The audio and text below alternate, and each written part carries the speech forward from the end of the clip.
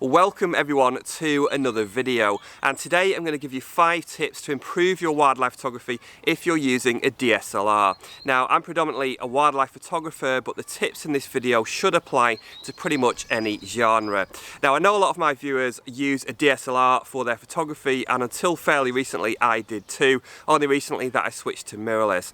Now, in my opinion, there are a few disadvantages with using the DSLR, the good old DSLR camera, and in this video I'm going to help you to overcome those problems.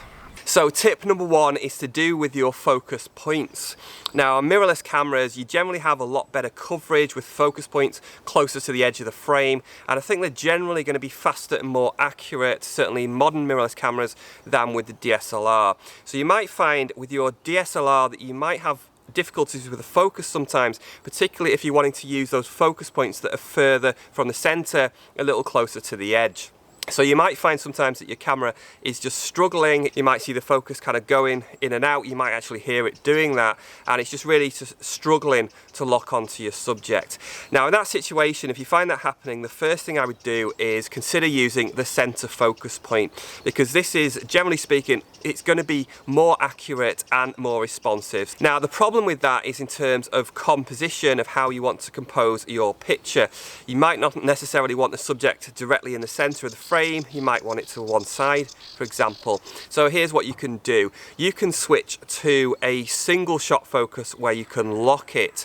Now, it's probably called AFS on a lot of cameras. On Canon, it's called one shot. But it's basically like a single shot and it will lock the focus. So what you can do is focus on that subject with a center focus point, lock the focus, and you can do this with back button or shutter, it doesn't matter. Just engage the focus, it'll lock it once, then you can move your camera to recompose how you want, and then press the shutter to take the picture. So in this example here of a little owl, this is a captive little owl photographed on a workshop a few years ago. I actually wanted to include all of the signposts, the footpath sign, in my picture because I really liked that. And the focus was struggling a little bit here, so I switched to a center focus point and the one-shot focus. I simply aimed that center focus point on the eye, locked the focus, and then I moved the camera to the right and down, thereby putting the bird to the left and higher up in the frame. So definitely, if your focus is struggling, give this a try. The only potential problem with this is you might have an issue with your plane of focus because you're moving the camera, so just bear that in mind.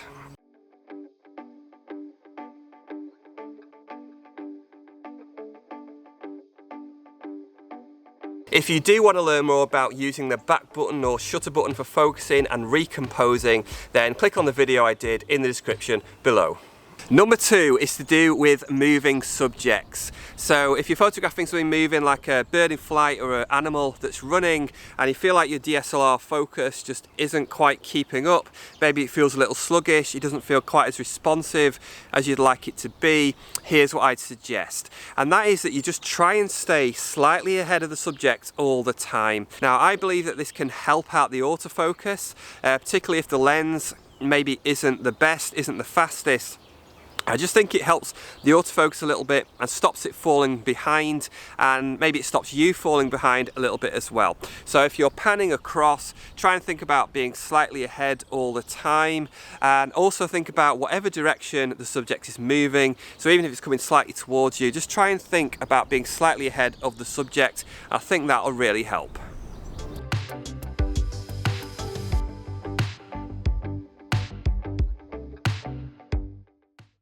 Tip number 3 is dealing with the sound, the sometimes noisy sound that your DSLR can make. This is one of the advantages of mirrorless cameras, is that they can be almost silent or completely silent. That really helps with wildlife subjects, particularly those that are a bit more nervous, less tolerant of sound. And also, if you're out there in the wilds where it's very quiet, they're not used to much background noise, it just seems even louder, and it can definitely be a problem. So what you can do is just simply try and muffle the sound of your camera in some way, and I've done this many times over the years, particularly photographing small birds. Now, if you're set up, maybe you've got your camera on a tripod, maybe you're set up in a hide, then you could use a fleece, maybe an old fleece, even an old coat. Put that over the camera. I would suggest you put it over at least part of the lens as well. And you will find that that definitely helps to dampen the sound and muffle the sound that's coming from your camera. It can really make a big difference. Now if you're out there out and about and you're not able to do that, then even consider using a hat, for example, maybe a balaclava. I've done that. Just simply wrap that up in some way around the camera, and again it will just help to muffle the sound of that noisy shutter. Now if you're in a situation where you can't do either of those, the other thing I suggest is that you try and get the bird or the animal used to the sound of the camera shutter. So this is something that I've done repeatedly when I had to, and basically, you know, I would just make noises to try and mimic the sound of the camera. So I just make clicking noises.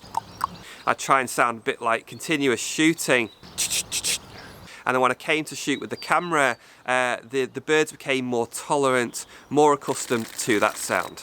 Now I realise you might feel a bit crazy, sat on a chair in the middle of nowhere making clicking sounds, but I definitely think it's worth it.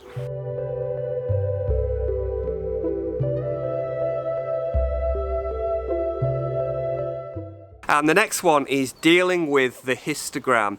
Now in a mirrorless camera you can get a real-time histogram in the viewfinder and you can see the change to the exposure as you make it. You're not going to get that with your digital SLR. So here it comes down to having better judgment, and to some extent that comes with experience. Now what I would say as well is it's a good idea to check your exposure and your histogram from time to time when you're shooting. Now I'm not saying you should be doing this all the time because you can miss pictures, but when you can, just try and check on the back of the camera. So if it's gone a bit quiet, a bit of a lull, you think it's safe to check, then have a look on the back of the camera at the exposure, use your histogram as an aid and make any adjustments as necessary. Tip number 5 is not having a flip out screen, which lots of modern mirrorless cameras do have. It can make your life so much easier in difficult, awkward situations and positions. Now there are some DSLRs that will have this, but I think a lot won't, and certainly my 1DX doesn't have a flip out screen, and in fact all the DSLRs I've used I've never had one to work with. Now there's a few things you can do. The first thing is that you could maybe start doing some yoga and get used to dealing with those difficult positions, but the other thing you can do is to buy an angle finder. So if you're finding yourself in difficult positions a lot, I'd highly recommend looking at an angle finder. Basically this is just a fairly expensive right angle, which just makes it easier, often saves your neck and can just be a bit more comfortable for shooting. So what you do is you take the eyepiece off the viewfinder and you just slot the angle finder onto there, and then you just look down into it, and you do everything pretty much the same way. You just look in through the viewfinder slightly differently. So this can be really good photographing anything low down, birds on the water for example, or maybe just any animal that's low down to the ground. I think it can also be very useful for macro photography. It's pretty common you might need to find yourself low down or kind of contorting yourself into an awkward position to get that perfect macro shot. And I also think it can be even useful for landscape photography on occasion.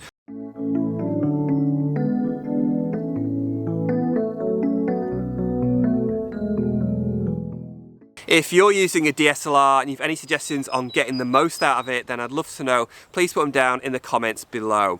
Now, I mentioned a couple of tips in this video specifically related to focus. If you want to learn more about how to deal with those tricky autofocus situations with a DSLR camera, then check out this guy. Thanks for watching. I'll see you next time.